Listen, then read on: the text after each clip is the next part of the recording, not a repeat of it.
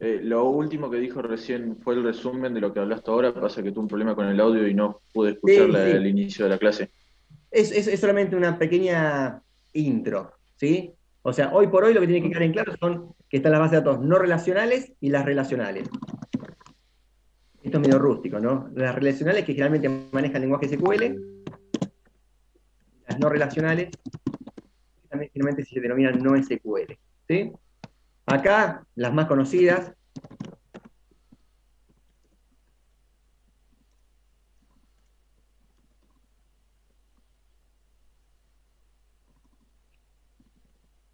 ¿sí? Esas son como las más conocidas. Bueno, hay otras que también son muy conocidas, como Oracle. Lo que pasa es que estas son súper privativas, ¿no? Y en estas, las no relacionales, tenés, por ejemplo, MongoDB, tenés Apache Cassandra. Puede ser que haya una que creó el de Amazon o algo así. Había escuchado Este, que. puede ser. Amazon lo que maneja hoy es Amazon Web Service, que también lo maneja, cada uno tiene su plataforma cloud. Amazon Web Service. Que es no relacional esa. No, en realidad, Amazon Web Service vos podés colgar cualquier tipo, cualquier tipo de base de datos. Es como, Ah, hoy por hoy estamos hablando de tecnologías de base de datos que se almacenan en la nube. Y hay diferentes proveedores. Uno es Amazon Web Service, obviamente, el otro va a ser Google Cloud, y el otro, que no puede faltar, es Azure, que es de Microsoft, ¿sí? Estos son servicios en los cuales ustedes pueden tener su base de datos en la nube.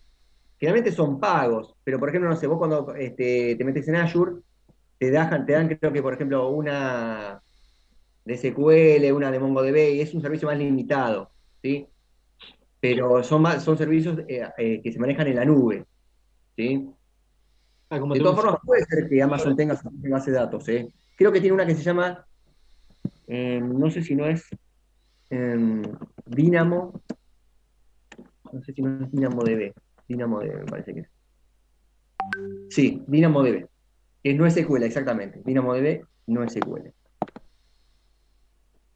Este, pero bueno, hasta acá estamos, chicos, más o menos. Como para ir solamente resumiendo esto, ¿eh? Dos tipos de motor de base de datos, relacionales y no relacionales. ¿Sí? Bien. Voy a comenzar con esto del modelo de entidad-relación. En el apunte, voy a traer acá el apunte, sí. Este apunte, chicos, está bastante claro y está bueno que lo vean. Bueno, acá van a encontrar que el modelo de interrelación está compuesto por cuatro componentes. ¿Sí?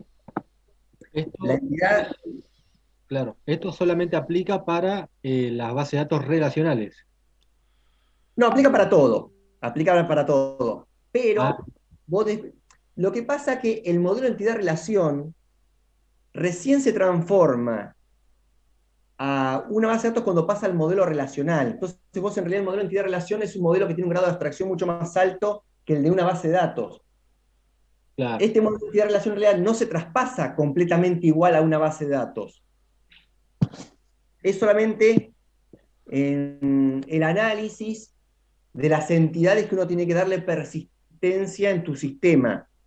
Pero yo por ejemplo, ustedes lo van a pasar, si trabajan con SQL, lo pasan al modelo relacional. ¿Sí? Este es el primer eslabón. Tengo el modelo entidad-relación.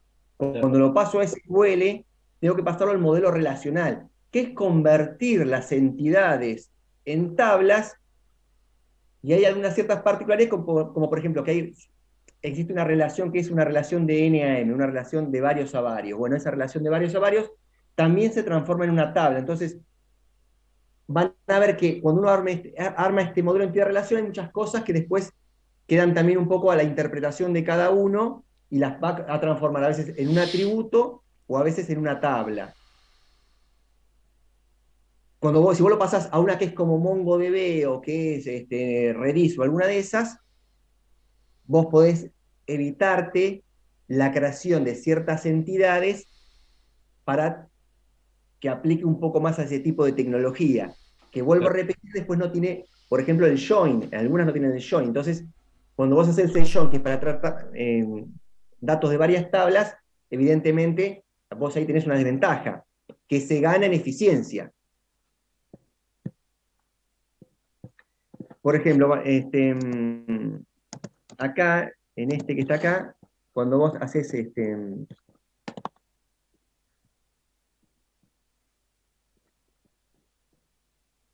acá vos, por ejemplo, cuando traes, acá es donde uno mete las sentencias de SQL, ¿no? Esto lo va a hacer lo más tradicional, ¿no? No sé ni qué tengo.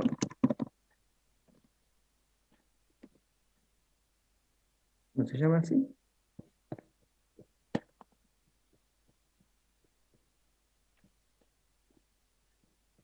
A ver.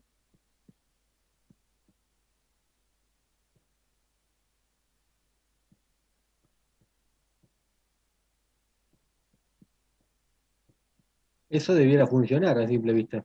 Sí, debería funcionar, a simple vista. A veces, no, a veces lo que tiene quizás PostgreSQL es que maneja esquemas. Entonces vos en una base de datos tenés más de un esquema. Tenés este esquema y tenés el public y el test. Entonces a veces que quizás le estás pifiando, pero acá tengo otra. A ver, capaz que estoy en este esquema.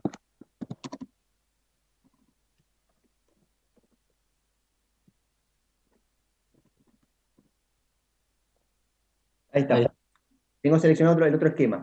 ¿Ven? Yo tengo el esquema public, que es el que viene por defecto, y tengo el esquema test que yo lo creé después. ¿Sí? Esto vos después lo sometés a una prueba de rendimiento y te va a decir cómo es el circuito. Porque si yo tuviera, bueno, evidentemente esta tabla está con categorías. ¿Sí? Tiene una ID de categoría. Y esto tiene una ID, que ese es el ID de categoría. Entonces, ¿qué pasa? Si yo quisiera saber el nombre de las categorías, tengo que unir la tabla de categorías con la tabla de artículos, no me queda otra. Y eso tiene un costo. En cambio, vos en una no relacional directamente podés incluir la categoría en el artículo sin una cuestión relacional y vos te ahorrás ese costo, ganás en rendimiento, pero porque la tecnología te permite hacer eso. Claro. Claro, como si acá metieras todo, por ejemplo, en la misma tabla, digamos, por Claro, decirlo. claro, claro. Bien. Bueno, entonces un poco vamos a pasar al modelo de entidad-relación. Los conceptos principales. Entidad. Esto igualmente van a ver que queda mucho siempre la interpretación de cada uno. Yo ahí tengo un montón de ejemplos que bajé y había algunos que quedan en discusión. La verdad que los analicé y digo, yo lo pienso diferente a veces. Y la entidad siempre representa algo de la realidad que puede existir o que no. Pero puede ser, no sé, un cliente, un socio, un pago, una cuenta, un producto, un proveedor. Esa es siempre la entidad. También en algunas bibliografías vi que siempre dicen, sí, la entidad siempre se denomina en singular, y otros te lo ponen en plural. La realidad es que en líneas generales la entidad siempre es en singular, pero cuando ustedes lo creen en la tabla, lo más probable es que sea la tabla clientes, la tabla socios, la tabla pagos, la tabla cuentas, la tabla productos, ¿sí? La entidad siempre tiende a ser una tabla, ¿sí? Y la forma de representarlo, esto va a ser medio rústico,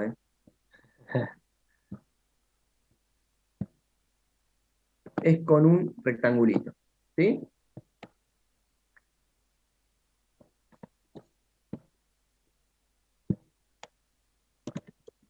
¿Sí? Ahí tengo mi entidad creada, la tabla cliente. Hay dos tipos de entidades, la entidad que depende de otra para existir, o sea, la ocurrencia, el registro que depende de otra entidad, eso se denomina entidad débil, ¿sí? Ejemplo, un pago no puede existir si no lo realiza un cliente. Por lo tanto, pago es débil ante cliente. ¿Sí? Claro.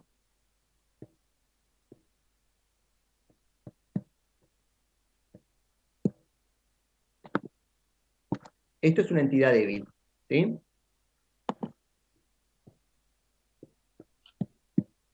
¿Hasta acá estamos? Sí. Sí, sí. El ID podría ser una entidad, ¿no? ¿O sí? No, el ID generalmente es un atributo tan Ah, particular que se denomina clave principal. ¿Sí? Dice perfecto. generalmente es eso. Existe el ID, que es la clave primaria o principal, que lo que hace es definir, esta es la palabra textual, definir unívocamente cada registro. O sea que es lo que define. Lo más común es el DNI, por ejemplo. El DNI nos define a nosotros como únicos. Es lo único que vamos a tener nosotros como único. Porque el apellido y el nombre puede ser igual. Pero lo que nosotros vamos a tener siempre como único, que nos va a identificar a nosotros, es el número de DNI. Por lo tanto, si yo tuviera que crear una tabla de nosotros, el DNI nos definiría como clave principal. ¿Sí? Perfecto. Hay veces que no es tan fácil identificarlo y se crea una clave principal, por decirlo así, ficticia, que tiende a ser autonumérica. Por ejemplo, no sé, si vos tenés legajos, tengo legajos. Bueno, el legajo capaz que no tiene un número, podría tenerlo. Se puede crear un legajo que el número se lo defina yo, o como no va a ser así la lógica de negocios, bueno, que vayan cayendo de forma autonumérica, el legajo número 1, el 2, el 3. Pero tiene que haber un ID, porque ese ID es la clave para después poder hacer las relaciones. ¿Sí? Eso que dijo Gonzalo del ID es una parte muy emblemática del modelo entidad-relación. Es el campo que se va a utilizar para hacer las relaciones, para vincular, hacer la vinculación entre tablas. Claro, Hasta claro. acá, Y ahí venía el tema de las claves foráneas y eso, ¿no? claro, toda clave primaria pasa a ser a la tabla dependiente clave foránea, o clave foránea o clave secundaria. ¿Sí?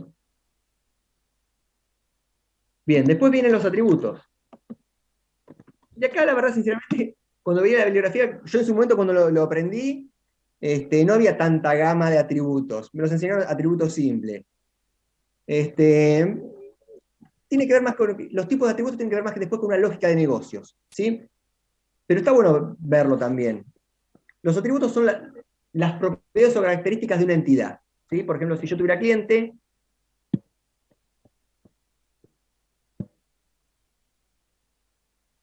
Se puede hacer una similitud como los objetos, digamos, de la programación. por supuesto, sí, sí, es más, no me quiero ir, pero Son los campos, o sea, son los campos, sí, son los campos. Claro, No me quiero ir, chicos, pero hay cosas que está bueno que también vayan conociendo. Las bases de datos agregan una complejidad al desarrollo de software, la agregan una complejidad. Ustedes habrán visto que habrán dicho, bueno, a ver, pará, yo tengo que programar, tengo que hacer frontend, tengo que hacer backend, y en el backend tengo que comunicar con esto, porque si usted me tiene que decir, ¿cuál es la materia más importante hoy por hoy en esta carrera? Es esta. Sin esto no puedes hacer nada, porque los sistemas sin persistencia de datos no existen. Entonces, ¿qué pasa? Usted ya les habrá caído la ficha que deben decir, bueno, HTML, CSS, Bootstrap, JavaScript, PHP y un lenguaje de base de datos. Bien, sí, es así. Lo que tiene es que hoy por hoy, para poder restarle complejidad a esto, han inventado, tómenlo solamente, no sé si hasta lo vamos a llegar a ver nosotros, tómenlo solamente. Han inventado los ORM. Y uno de los que se usa es Doctrine. Doctrine. Y voy a traerlo con lo que dijo Franco. ¿Qué es lo que hace un ORM? Ustedes crean una clase, ¿vieron como las clases que creamos en C# y en PHP? sí. Bien, crean una clase. Y después le dicen a esa clase con qué tabla va a estar vinculada. Y después van a decir las propiedades de la clase contra qué campos va de la tabla. Y el ORM le va a generar todos los métodos para crear, eliminar, actualizar. Entonces ustedes se olvidan del SQL. ¿Sí? Claro. Eso es lo que hace un ORM. Y el ORM de PHP, uno es Doctrine y el otro es Eloquent. Es el que viene en Laravel. En Claro. Laravel. Esto Ese- lo que les va a permitir a ustedes es olvidarse de las sentencias de SQL. ¿Sí? ¿Eso lo tenés que instalar en el sitio? Esto es una dependencia que se instala en tu backend. Sí, en el sitio.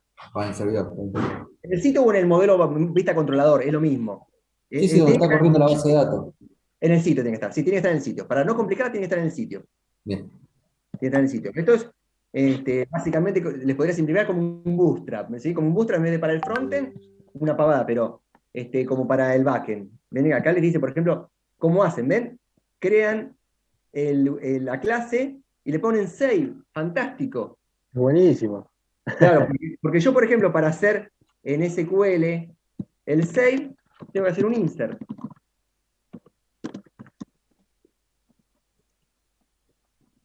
Que si bien esto es muy sencillito, es un lenguaje bastante sencillo, tengo que hacer todo esto. En cambio acá no, me olvido. Eso es lo que hace el ORM.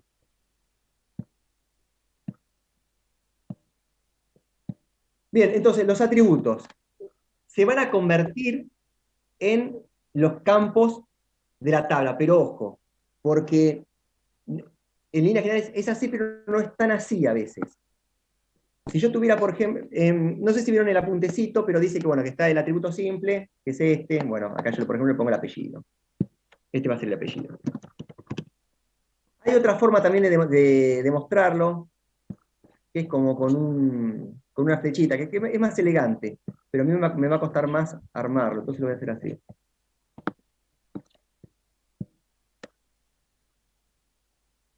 ¿Lo ven?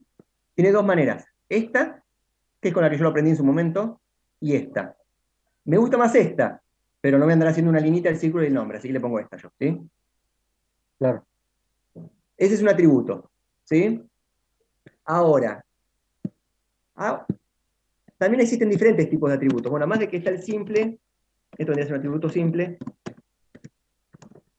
está el atributo compuesto. Y bueno, y acá van a decir, bueno, miren cómo se representa el atributo compuesto y el simple. ¿Y cuál es el ejemplo? Bueno, esto es el simple y el compuesto. Esto, por ejemplo, bueno, acá te dan el ejemplo del día, mes y año. Podría ser también, no sé, la denominación apellido, apellido 2, y primer nombre y segundo nombre. De todas maneras, esto, uno lo ve acá en el modelo de interrelación, después es anecdótico. ¿Por qué? Porque al fin de cuentas son tres campos, son tres columnas de la tabla. ¿Sí? Uno cuando hace el modelo de entidad relación lo hace de esta manera. Pero después cuando yo lo traslade a un modelo relacional de la base de datos SQL, se van a convertir en tres campos igualmente.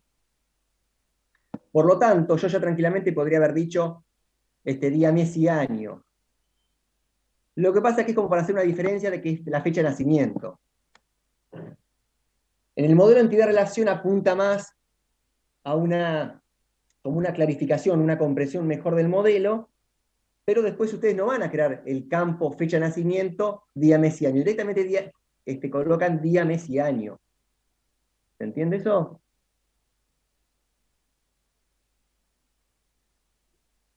Sí, sí, se entiende. Bien. Después, por ejemplo, también, bueno, está acá, bueno, ahí está. Bueno, los derivados o calculados. Esto también tiene que ver también con una cuestión hasta incluso media interpretación. Acá te dan, por ejemplo, la edad. ¿Sí? Te dicen como que la edad es derivado calculado. Está perfecto. Bueno, pero la realidad es que un atributo calculado derivado no es un atributo en realidad. No va a figurar no va a formar parte de la tabla, porque es calculado. O Claro. sea, no tiene existencia física. O sea, vos no le pondrías, por ejemplo, edad, sino que le pondrías fecha de nacimiento. Claro, a ver, dos cosas. Se puede pensar, por eso esto también tiene que ver con una cuestión mucho de interpretación, que después también tiene que ver con una cuestión de costo. Esto lo puedo pensar de esta manera yo. por un lado, crear un campo calculado, ¿sí? Que exista físicamente, que exista físicamente, y que al momento de hacer la inserción, automáticamente se genere el valor. ¿Se entiende hasta ahí? Sí, La otra opción es que no exista físicamente, porque al fin de cuentas es algo innecesario que exista físicamente. ¿Para qué voy a almacenar la edad si al fin de cuentas tendría que ser completamente dinámica y cada vez que yo recupere tendría que aparecer?